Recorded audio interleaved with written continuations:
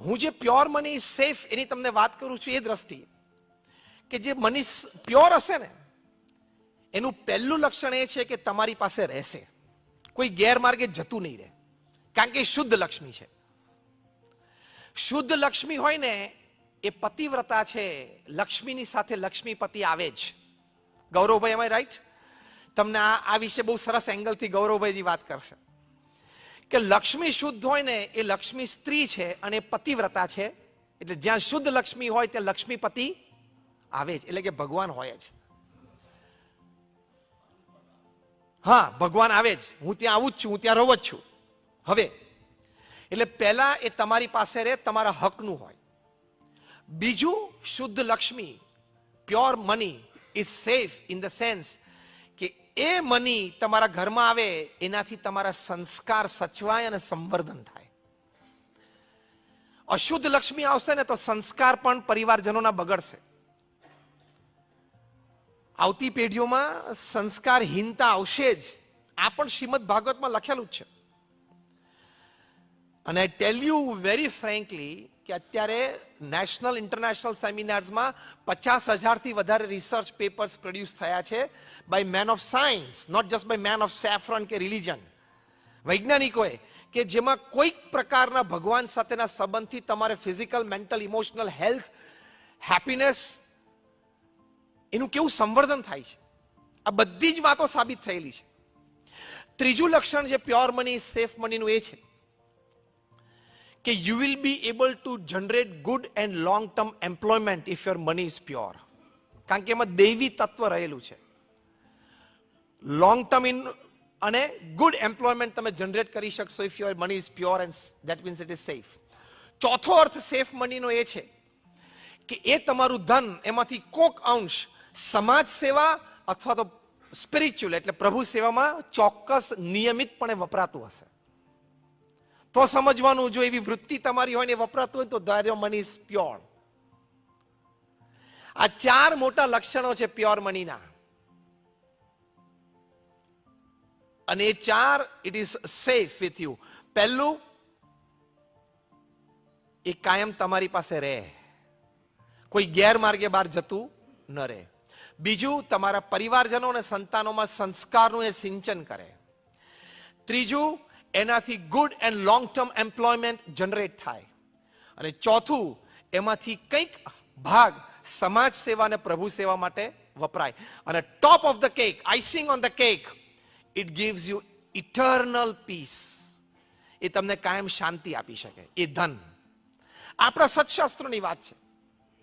અને જે આ માર્ગે ચાલ્યા, પ્યોર મનીના માર્ગે ચાલ્યા, એમને આ બધું જ મળ્યું.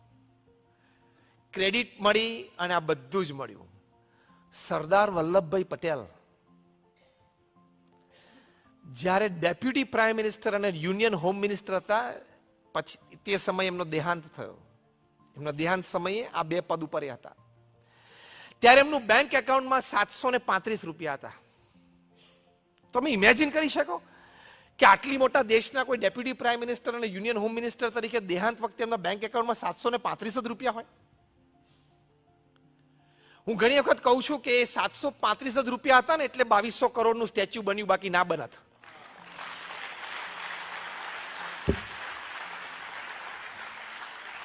એ 735 ની પાછળ બીજા 4, 5, 7, 10 મીંડા હોત ને તો પાછું ના બનત.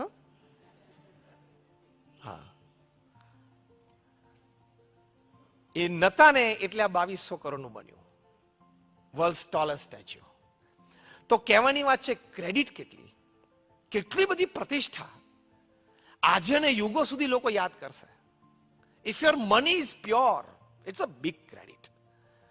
અરે કિંમત તો ક્રેડિટની છે ને. આપણે બધા જાણીએ છીએ, ઘણા બધા વ્યક્તિઓ પાસે ધન ઘણા છે, ધન કુબેરો છે, પણ આપણે જાણીએ છીએ કે ખોટી રીતે અનિતિ ભેગું કર્યું, આપણને એના માટે કોઈ માન નથી. લોકોના હૃદયમાં એનું સ્થાન નથી. કદાચ જીભ ઉપર થોડીક ચર્ચાઓ હોય, એ પણ ઘણી વખત નેગેટિવ હોય, પણ લોકોના હૃદયમાં એમનું સ્થાન ન હોય. મેં બીજું કહ્યું એમ, you will be able to generate good and long time employment. Steve Jobs Apple કંપનીમાંથી $1 વાર્ષિક પગાર લેતા. $1 પગાર. જેમ બધા સ્તબ્ધ થઈ ગયા. પણ આજે એમણે એપલ ક્રિએટ કર્યું. Its revenue is more than the GDP of 150 countries individually. તમે એપલ કે આઈફોન કે સ્ટીવ જોબ્સ બોલો, દર સેકન્ડે 12 ફોન વેચાય છે. હું બોલ્યું એમાં લગભગ 30 સેકન્ડથી 350 આઈફોન વેચી ગયા. કેવી ગુડ અને લોંગ ટર્મ એમ્પ્લોયમેન્ટ જનરેટ કરી શકે જો માણસના મનમાં એમ હોય કે I just want pure money, no impure money. બાકી એ પદ અને એ કક્ષા પરથી એ શું ન કરી શકે. આજે 3-4 વર્ષ પહેલાની વાત છે જ્યારે એપલનું રેવન્યુ $1,400 બિલિયન હતું. એટલે તમારી ધન પ્રત્યેની આસક્તિ ઓછી કરો, પ્રેમ રાખવો, બહિર્પ્રાણ છે, સંવર્ધન પણ કરવું, ઉપાર્જન માટે પૂરો પ્રયત્ન કરવો, એની ના નથી. 8 કલાક 10 કલાક નૈતિક પ્રામાણિક પુરુષાર્થ કરવો જ જોઈએ.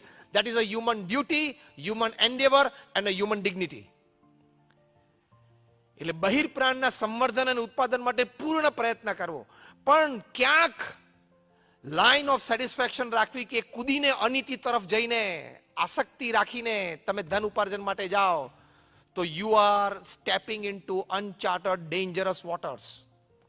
તમે એલઓસી ક્રોસ કરો છો, તમે લેન્ડ માઇન્સ પાથરેલી છે ત્યાં પદાર્પણ શરૂ કર્યું, એટલે બ્લાસ્ટ થવાનો જ.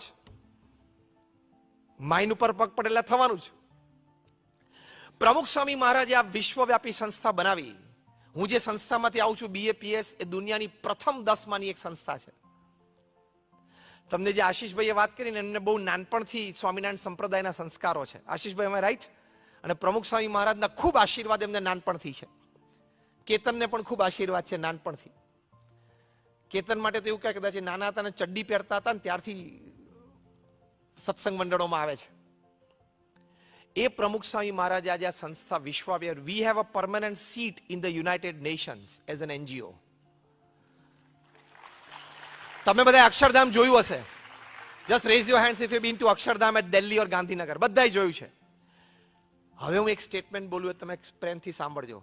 આવા નાના મોટા 1300 campus Pramukh Swami Maharaj one man show એક હાથે ઉભા કર્યા. 1300 કેમ્પસ. એટલે Pramukh Swami Maharaj was a one man organisation. એક વ્યક્તિ સંસ્થા હતા. આ એમનો અમે શતાબ્દી મહોત્સવ ઉજવી રહ્યા છીએ. હમણાં 4 ડિસેમ્બરે DY પાટીલ સ્ટેડિયમમાં મોટો ઉત્સવ તો લાઈવ ટેલિકાસ્ટ ઘણા બધા જોયું હશે. આવતા વર્ષે 2021માં અમદાવાદમાં 33 દિવસનો ઉત્સવ હતો. As a tribute two that person. સાથે સાથે 110 હોસ્પિટલ, હોસ્ટેલ, સ્કૂલ અને કોલેજો એમને ઊભી કરી અને એનું સફળ સંચાલન કર્યું ઓન ચેરિટી બેઝ. અમારા જેવા 1100 સંતોને એમણે દીક્ષા આપી. એમાંથી 750થી પણ વધારે સંતો graduate, post graduate, chartered accountant, doctors અને એન્જિનિયર્સ છે. એમાંથી 150થી પણ વધારે સંતો દે આર બોર્ન અમેરિકન અને બ્રિટિશ સિટીઝન. એમાંથી 50થી પણ વધારે સંતો Stanford, Harvard, Carnegie melon, Yale, કિલોંગમાં ભણેલા છે. અમારા ઘણા બધા સંતો $1.5-2 લાખ સેલરી છોડીને આવ્યા છે. આ તો મેં તમને હસતા હસતા એટલે વાત કરી, તમને એવું ના લાગે કે નહીં ફાવ્યું હોય, નહીં જામ્યું એટલે અહીં આવી ગયા.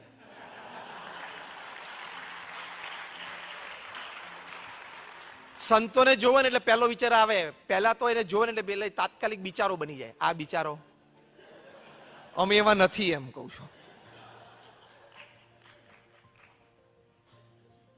એટલે નહોતું ફાવ્યું, નહોતું જામ્યું એટલે અહીંયા આવ્યા નથી. બધું જ જામેલું હતું, બધું જ ફાવેલું હતું. પ્રમુખ સ્વામી મહારાજનું પવિત્ર જીવન, નિસ્વાર્થ સમાજ સેવા જોઈને અહીં આવ્યા. We know what we are doing. અને હું તો 25 વર્ષથી નેશનલ ઇન્ટરનેશનલ સેમિનાર્સ બોલું છું. I don't charge a single penny for my talks. નિસ્વાર્થ ભાવે સમાજ સેવા છે આ મેં વાત તમને એટલા માટે કરી. આ વાત મેં આ વિષય અંતર્ગત શું કામ કરી? પ્રમુખ સ્વામી મહારાજે આટલી મોટી સંસ્થા ઊભી કરી. ગાંધીનગરમાં હતા અને બેંક ઓફ બરોડાના નવા બ્રાન્ચ મેનેજર સુનિલભાઈ પારેખ આવતા. તેમને પ્રમુખ સ્વામી મહારાજે વિનંતી કરી કે મારે મારા બેંક બ્રાન્ચની શરૂઆત તમારા બેંક એકાઉન્ટથી કરવી છે. ત્યારે પ્રમુખ સ્વામી મહારાજે કહ્યું કે મારા નામે તો બેંક એકાઉન્ટ જ નથી. આટલી મોટી સંસ્થાના પ્રેસિડેન્ટ, એમની સાઇન કોઈ ચેક ઉપર નહોતી ચાલતી.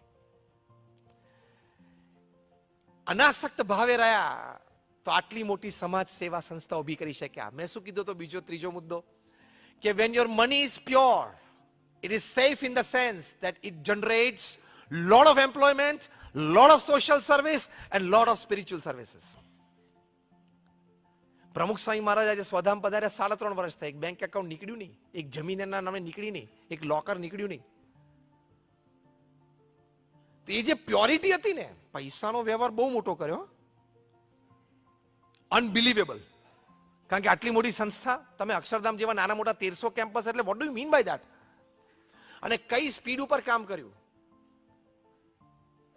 એમના 45 વર્ષમાં એમણે આ 1400 કેમ્પસ ઉભા કર્યા, including hospitals, hostel, schools and colleges.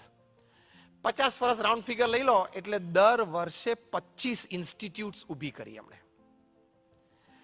52 અઠવાડિયાનો એક વર્ષ થાય એટલે દર બીજા અઠવાડિયે એક સંસ્થા ઊભી કરી. એટલે દર 15મે દિવસે, હવે હું જે વાક્ય બોલું છું એ સાંભળજો, દર 15મે દિવસે એક જમીન ખરીદાઈ જાય, એ જમીન લીગલી ક્લિયર થઈ જાય, એની ઉપરના કન્સ્ટ્રક્શન પ્લાન્સ બની જાય, એ કન્સ્ટ્રક્શન પ્લાન્સ લોકલ ગવર્મેન્ટ ઓથોરિટીઝમાંથી પાસ થઈ જાય, એના ટેન્ડર ક્લિયર થઈ જાય, એના કન્સ્ટ્રક્શન પ્રોસેસ ચાલુ થઈ જાય, એનું બાંધકામ પૂરું થઈ જાય, એ સંસ્થા ચલાવવા માટેના માણસો નિમાઈ જાય, એનો ઉદ્ઘાટન સમારોહ થઈ જાય અને એ સંસ્થા સમાજ સેવામાં થાય.